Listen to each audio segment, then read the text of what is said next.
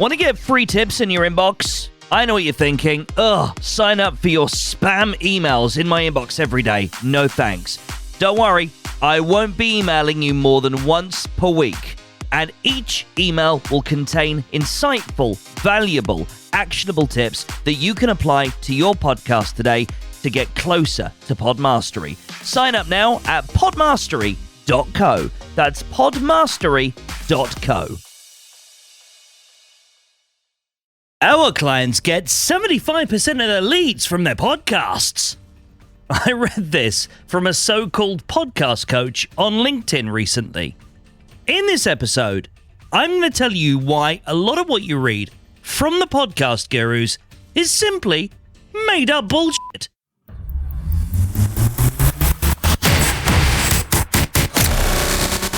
There's a guy on LinkedIn who I've stumbled across a few times in the feed who makes a lot of wild claims over how awesome he is at coaching podcasters. And he offers, frankly, terrible advice about monetization and growth. But because he's in an engagement pod with a well-known LinkedIn influencer, in fact, this person has him as the podcast producer, his followers lap it all up. He's got lots of otherwise uninformed LinkedIn users validating his every view in the comments on autopilot due to their having to agree to an engagement requirement which says, when stuff's posted, you must like it. That is an engagement pod. Those are the rules. And various influencers have these in place on various platforms like LinkedIn, Twitter, Instagram, TikTok. You name it. If it's a channel, it's got an engagement pod. Well, anyway, let's go back to that post that I mentioned at the beginning of this. Our clients get 75% of their leads from their podcasts. I can categorically tell you this stat is a fabrication. And here's why. Now look, I'm excellent at what I do. I've been doing this since the early 2000s, but even I'm not bringing you 75% of your overall leads in your business.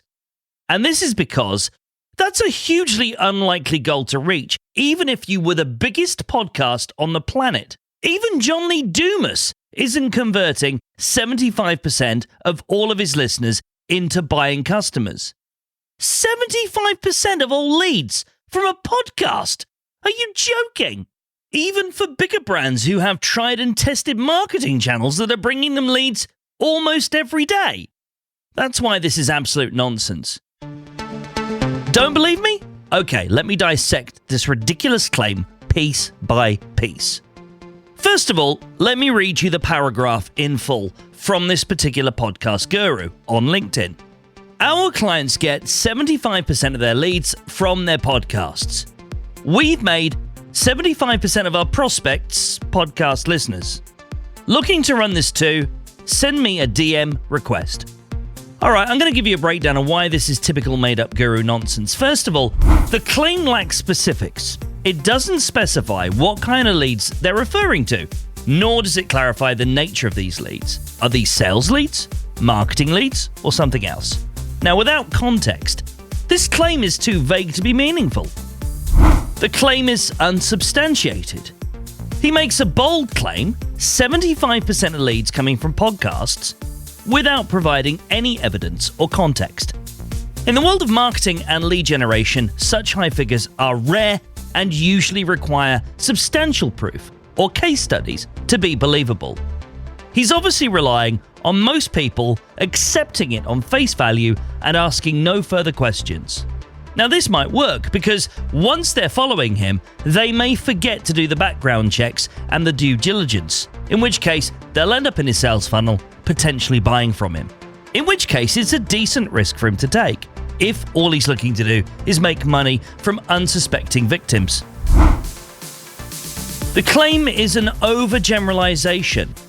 It's suggesting a uniform result, that is, 75% of leads from podcasts across all their clients, which is highly unlikely given the diversity in business models, the audiences, the podcast topics. Each podcast and audience is unique, so results can vary greatly. Now look, this guy is definitely not alone. I'm picking on him because he in particular rubs me up the wrong way with his nonsense. But there are many others just like him or even worse. There's the podcast guru from the UK who made money in property, capitalized on the rise of Clubhouse, exploited bored business owners during lockdown with his sales funnels, and now charges a small fortune for arbitrary podcast coaching at weekends.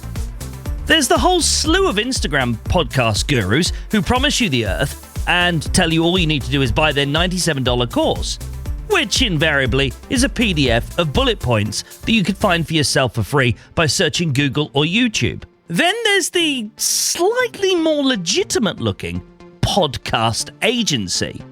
These people are usually slick-looking gurus who hang out in suits, post lots of office photos from their website, and then essentially hire editors from the Philippines on Fiverr and artificially inflate the success of this content using click farms in Bangladesh and other areas of the third world nations. Essentially, pure fakery. The mission being to get your podcast launched into the charts so you think they have the first idea what they're doing. Here's a clue. They don't. Now, all this is basic level stuff, but I wanted to help you avoid these people in case you're at a point where you know you need to invest in better results for your podcast, but you don't want to get burned by yet another charlatan. So how about this? Here are my 10 signs the so-called podcast expert you're following on social media is just a self-serving opportunist guru. I'm hoping this will save you a lot of wasted time and money.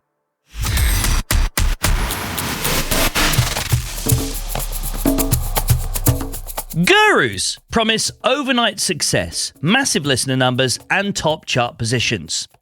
Experts set realistic expectations, focusing on steady growth and quality content. They will encourage you to dismiss charts offhand as a main metric. Gurus offer generic one-size-fits-all strategies that don't consider your podcast's specific mission and goals. Experts provide tailored advice, understanding that each podcast has its own audience and goals. Gurus have all their content funneled to expensive courses filled with total fluff and zero substance. Experts share valuable insights, often through various channels, sometimes even for free or at a very reasonable cost. Gurus, like the chap we've just mentioned, use bold claims and questionable testimonials to lure you in. Experts have a proven track record with real, verifiable success stories and satisfied clients all over their comments on the regular. I mean, just look at my LinkedIn for an example of this. Gurus claim to have secret formulas or hacks for quick success. Look out for anyone mentioning 90 days in particular. Experts only deal with tried and tested podcasting practices and are continuously learning. Gurus focus on short-term tactics that don't offer sustainable growth. Experts help you develop long-term strategies for consistent growth and listener engagement. Gurus often use flashy marketing offering superficial gains. Experts concentrate on encouraging quality content, strong storytelling, and genuine audience connection, not paid-for bot listens. Gurus lack personal experience in any successful podcasting. Experts possess hands-on experience with a history of wins and failures that have shaped their overall knowledge. Gurus offer little to no follow-up on their offerings. Experts provide ongoing support and are fully invested in your podcast's growth and success. Gurus, the primary goal is to sell their courses or services. Experts are driven by a genuine passion for podcasting and helping others succeed. And here's a bonus one for you. Gurus pivoted in from some other totally unrelated industry or space. Experts have a trackable history in podcasting. Hello, podcasting since 2001. So they have a grasp of the industry's history and can predict and quickly identify trends and best practices. Remember, truly successful podcasters didn't get where they are because some LinkedIn hack bro with catchy hooks sold them a blueprint. Don't be dazzled by false promises from any influencer you see on social media. Seek out those who truly know their stuff and are eager to help you grow your podcast properly and sustainably. The so-called podcast expert who gets all the likes and comments is probably just in an engagement pod with some other influencers. So what should you be looking for then when thinking of working with one of these so-called podcast experts? Look for engagement authenticity. Be wary of those with inflated engagement metrics. Genuine experts usually have quite organic interactions with their audience and clients rather than relying on engagement pods, and will have relevant comments. Check for their industry references, whether they're recommended or recognized by reputable figures in the industry. Industry endorsements can be a strong indicator of credibility. Who are they connected to? If they've not been accepted by those credible people in podcasting, chances are they're not credible in podcasting. Evaluate the depth and relevance of the content they're providing you in their courses, their blogs, or their social media. Always insist on getting a sample first. Experts usually offer insightful, nuanced, and actionable advice. Look for adaptability. Now, the podcasting landscape is constantly evolving. A credible consultant stays updated with the latest trends and technological advancements, and if they don't incorporate them into their strategies, they tell you why. Ask them about their processes. A decent, knowledgeable podcast consultant will be able to offer you solutions that match different models of podcasts at various stages of their own journey. If they're trying to sell you a one-size-fits-all blueprint, walk away. Want to ignore the vanity metrics and get real-world results from your podcast? Book yourself one of my popular podcast audits. You can book one now at podmastery.co/audit. That's podmastery.co/audit. Leverage the power of storytelling in your episodes. Okay, you might be thinking, storytelling? That's common advice, Neal. But here's the twist. Integrate micro-stories into each episode, regardless of your podcast's main theme or topic. For example, if you're doing a tech podcast, start an episode with a brief, personal anecdote about how a particular gadget changed your life. Or, if you're discussing history, share a short, vivid tale about a lesser-known historical figure who relates to your main topic. Make that bridge for the listener in their mind. These micro-stories achieve a few things. They immediately hook your listener with something relatable and intriguing that they can visualize. These stories stick in our minds much better than facts or figures, and they add a personal touch, making you more relatable and your podcast more engaging. It's time once again for those all-important download numbers, which will give you an idea of the percentage ranking of your podcast compared with others. If you want to be considered a top 50% podcaster globally, your podcast episode needs to be getting 160 downloads within the first 30 days of its release. You'll want 3,200 downloads within 30 days of release for your episodes if you want your podcast to be considered in the top 10% globally.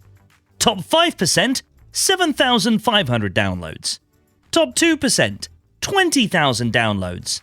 And if you want to be a genuine top 1% podcaster, your latest episode needs to get 36,000 downloads within the first 30 days of its release. Well, that's it for this latest episode of the Podmaster podcast. If you've enjoyed it, please do leave us a review in Apple Podcasts, Spotify, or wherever you get your podcasts from. Make sure you're following the show, and you can find out more about the show and stay in touch at podmastery.co. That's podmastery.co. Speak to you next time. The Podmaster is a Podnose podcasting production. Find out more about us at podnose.co.uk. That's podknows.co.uk. Thank you so much for listening to this episode of the Podmaster podcast. The fact that you've listened this far tells me you got something out of the episode. Want to get more free tips and insight on how to improve your podcast? Each email will contain insightful, valuable, actionable tips that you can apply to your podcast today to get closer to Podmastery. Sign up now at podmastery.co. That's podmastery.co.